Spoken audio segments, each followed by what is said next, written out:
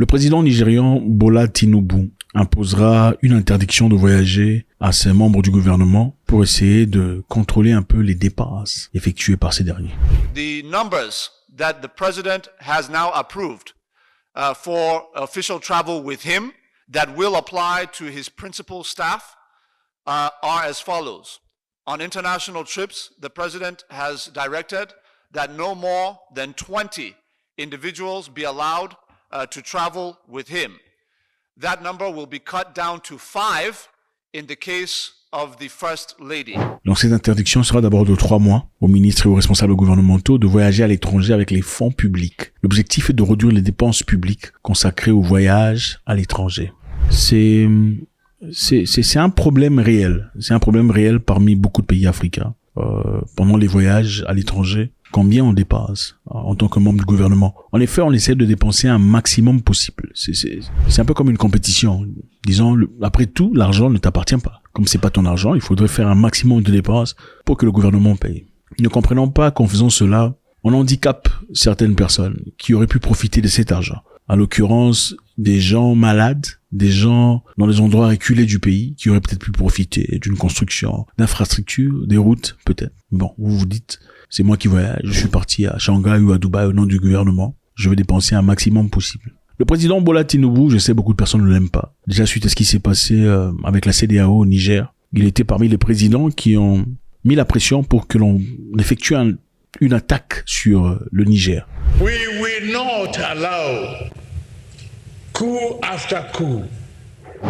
Ils ont disponibilisé leur logistique, des hommes, de l'argent, et beaucoup de personnes n'ont pas aimé ça parce que évidemment cela dépeint une idéologie occidentale, soutenant à l'Occident. Mais ce qui se passe au Nigeria aujourd'hui, c'est inouï, c'est nouveau. L'objectif, il dit, est de réduire les dépenses publiques consacrées au voyage à l'étranger. Et cette décision vient en réponse aux inquiétudes du président Tinubu concernant l'escalade de coûts associés à des tels déplacements des agents publics. Son chef de cabinet a souligné que la nécessité de cette démarche dans un contexte de dépenser des déplacements croissantes supportés par le gouvernement. Les amis, c'est bien triste de voir. D'ailleurs, récemment, le Nigeria est parti à la réunion de COP 28, la réunion sur le réchauffement climatique et tout le bazar. Pendant que les Français avaient une délégation très réduite, petite, les Belges, les Néerlandais, des petites délégations, le Nigeria avait une délégation de plus de 400 personnes.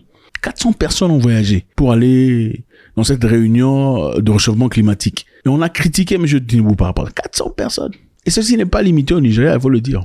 C'est un problème africain. Je ne sais pas si la démocratie, le système de gouvernance est africain, je me pose la question. Parce qu'on a l'impression qu'il y a une malhonnêteté générale. Les gens sont naturellement malhonnêtes. Quand on vous adresse un voyage, oui, il faudrait peut-être 30 personnes. Pourquoi vous y emmenez vos cousins, vos cousines, vos nièces, la troisième femme de ton cousin? Tout le monde est associé. Ça veut dire quoi?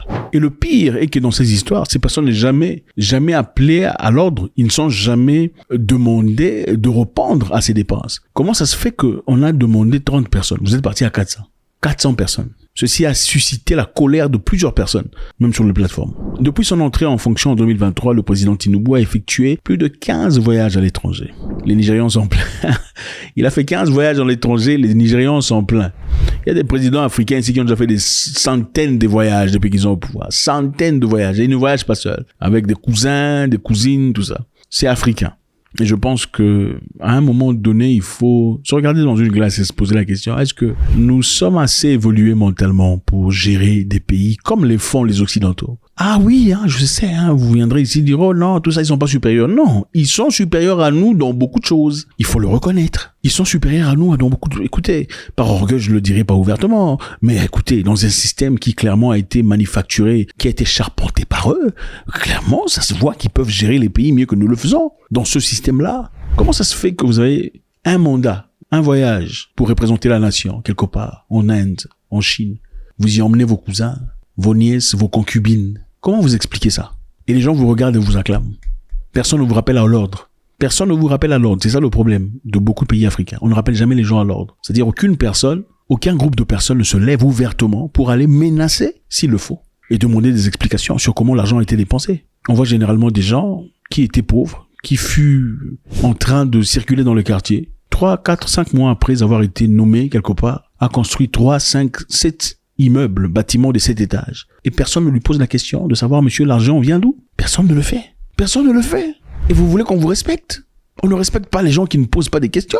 Quelqu'un disait, si vous faites preuve de faiblesse, la personne suivante viendra toucher les fesses de ta femme dans ta présence. On touchera les fesses de ta femme si tu réagis pas. Quand quelqu'un commence à s'adresser à ta femme, déjà, il faut l'arrêter. À partir de là, il faut, c'est ça. Vous n'attendez pas qu'il touche l'épaule à enfin toucher les fesses pour dire que finalement, comment tu touches les fesses de ma femme? Malheureusement, il y a des gens assez intelligents qui pensent que la plupart des gens qui décident de ne pas poser de questions, de ne pas porter plainte, c'est parce que généralement, les Africains, en général, je sais pas si c'est culturel ou pas, en général, les gens n'accusent pas les autres parce que ils s'attendent qu'un jour soit peut-être eux, hein, dans l'espoir qu'un jour ça sera lui en train de voler, quand lui sera en train de voler, qu'on l'appelle pas à l'ordre. Voilà pourquoi vous voyez dans certains pays, un président qui volait avant de quitter le pouvoir, il signe un contrat ou un papier disant « Je ne serai pas appelé en justice pour ce que j'ai fait dans le passé ».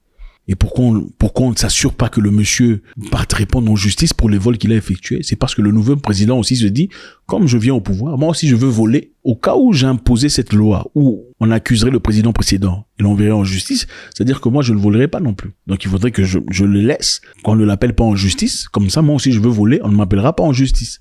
En d'autres termes, nous sommes roulés dans la farine par nous-mêmes. Alors, nous sommes au Nigeria.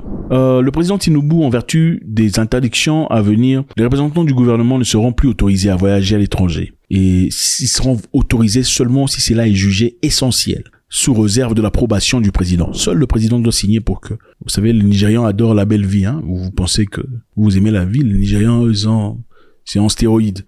Alors, les gens se posent des questions de savoir comment est-ce que ça va améliorer le pays. La réalisation, c'est quoi? Il y a un président que je respecte beaucoup, je sais beaucoup de personnes aussi d'ailleurs, le président John Pombe Magufuli. Feu John Magufuli. Très fort. C'était le président qui, pendant sa gouvernance, pendant sa présence, pendant son mandat, n'a pas effectué un seul voyage à l'étranger, c'est-à-dire en Europe ou ailleurs, pour aller chercher des collaborations, chercher de l'argent ou quoi, rien du tout.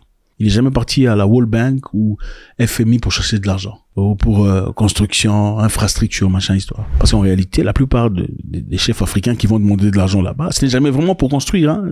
Même s'il y a construction, écoutez, on met 100 millions de dollars pour construire. La réalité est que bon, dans les 100 millions, il y a peut-être un bon 20 millions de dollars pour leur famille. C'est ça, ce sont des malhonnêtes. Oui, il faut le dire, il faut appeler les choses telles qu'elles sont. La malhonnêteté, ce sont des malhonnêtes. Ce sont des voleurs qui se cachent derrière quelques institutions, quelques semblants. Voilà, c'est ça.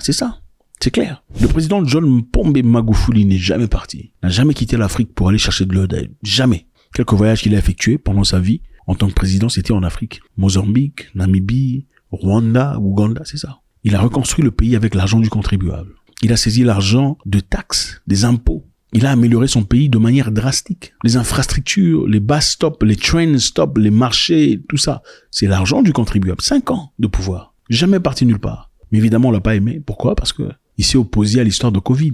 Il ne voulait pas enfermer sa population. Certains Tanzaniens se sont récemment rendus à l'étranger à la recherche de vaccins contre le coronavirus. Ces personnes ont apporté le virus dans notre pays à leur retour. Soyons fermes, ce vaccin n'est pas bon du tout. Okay. Pendant que le monde entier est en train de bloquer, de fermer, la Tanzanie était ouverte. C'est l'un des pays au monde qui a rassemblé beaucoup d'Européens qui fuyaient l'Europe en peur de ce qui serait passé pendant le Covid. J'étais parmi ces personnes qui sont parties en Tanzanie, sachant que c'était notre dernier repère. Il a refusé de bloquer les gens à la maison. Évidemment, tout le monde lui souhaitait des répercussions sulfureuses. On attendait à ce que des gens tombent de partout. Mais ce n'est pas arrivé. Ça a prouvé que monsieur avait sa tête entre ses épaules. Malheureusement, quelques temps plus tard, on l'a fini. Évidemment, on le dira pas comme ça, on l'a fini.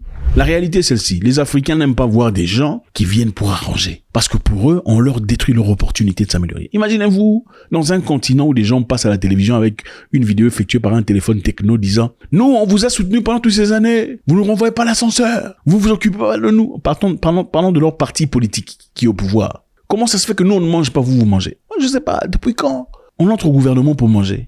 Pendant qu'il y a des étudiants qui vont dans les écoles où les enseignants ne sont pas nourris. Les enseignants ne reçoivent pas un salaire adéquat. Les infirmiers n'en parlons pas. Les militaires qui sont pauvres. Ça me dépasse.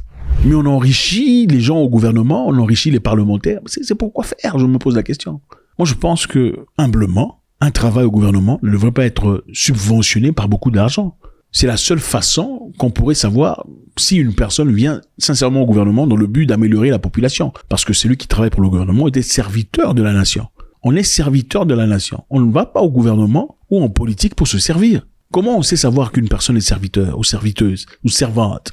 C'est quand elle est capable de donner que de recevoir, n'est-ce pas? En fait, vous réalisez qu'avec le temps, en observant, que la majorité des politiciens en Afrique sont en effet des gens qui n'ont pas pu devenir des stars de musique, des stars de cinéma. C'est-à-dire, ils vont en politique dans l'espoir de devenir une star de cinéma en politique. Donc, ils veulent vivre une vie de star de cinéma, mais la façon la plus facile de le faire, c'est à travers la politique. En détruisant ainsi la vie des gens. C'est ça. Moi, je veux vous dire une chose. Si les Africains étaient comme des Palestiniens, avaient l'esprit rude comme des Afghans, l'Afrique ne serait pas en train de souffrir. Si les Africains étaient capables, monsieur, agent du gouvernement a volé 50 millions de dollars qui étaient alloués pour la construction des hôpitaux. Vous allez chez lui, vous brûlez sa maison. Vous brûlez la maison d'une personne. Moi, je vous jure que vous ne verrez pas des politiciens sortir avec des grosses voitures, tout ça, allouées à la troisième femme. Jamais vous ne verrez ça. Mais c'est parce que la plupart des gens dans ce continent sont des poltrons. Il faut se dire la vérité. Ce n'est qu'en Afrique que vous voyez des pays où les gens glorifient leurs oppresseurs, leurs bourreaux. Les gens au gouvernement sont votre bourreau. Mais vous êtes là en train de faire ça. Ah, c'est le fils du président qui est en train de voyager. Ah, c'est le fils... Depuis quand le fils du président est alloué à... Moi, ça me dépasse.